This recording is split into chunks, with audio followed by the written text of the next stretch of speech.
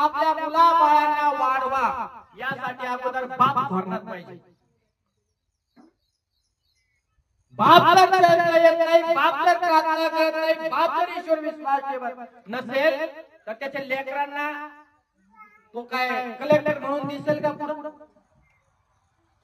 आपला लेकर कलेक्टर व्हावं किंवा वकील व्हावं असं वाटेल का? कधीच होणार नाही। ज्या बापाला वाटतं आपले लेकर पुढे चालून भविष्यामध्ये मोठे व्हावे, चांगले नोकरदार बनावे, अपेक्षा तर लई लोक करतात।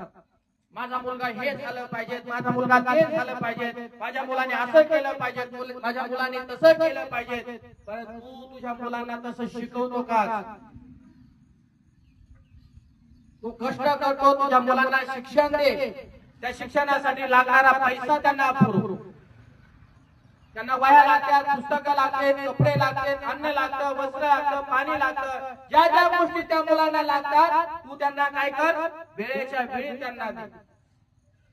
तर ते मुलं तुझ्यासाठी एक आदरणीय बनतील।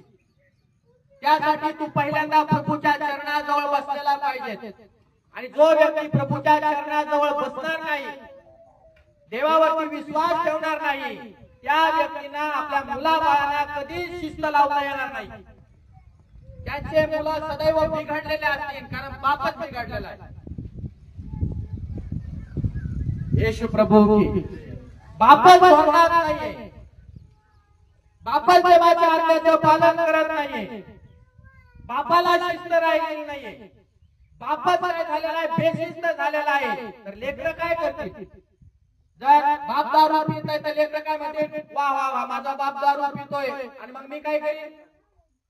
तो सिगरेट पिईन, तो गांजा पिईन, तो चिलीम फुकीन, बापाच्या मांडीला मांडी देऊन बसत। आणि आपण पाहतो जगामध्ये उदाहरण, जसा बाप तसा बेटा। हे काय खोटं नाहीये, ही म्हण आजपर्यंत खरी आलेली आहे। जसा बाप वागतो तसे मुलं वागतात। आणि बाप जर प्रभू मध्ये असेल ना, त्यांचे लेकर जर प्रभू मध्ये वागतील, येशू मसीह की त्यांना प्रभूची शिक्षण द्या। किती लोक आहेत की आपल्या लेकरांना घेऊन येत आले, आपल्या मुलाला घेऊन येतात। बापाने नेहमी आपल्या लेकरांना घेऊन या। आम्ही कंटिन्यू लेकरांना लहानपणापासून चर्च मध्ये का ठेवतो? आजपर्यंत त्या लेकरांना चुकीचं काही माहित नाहीये।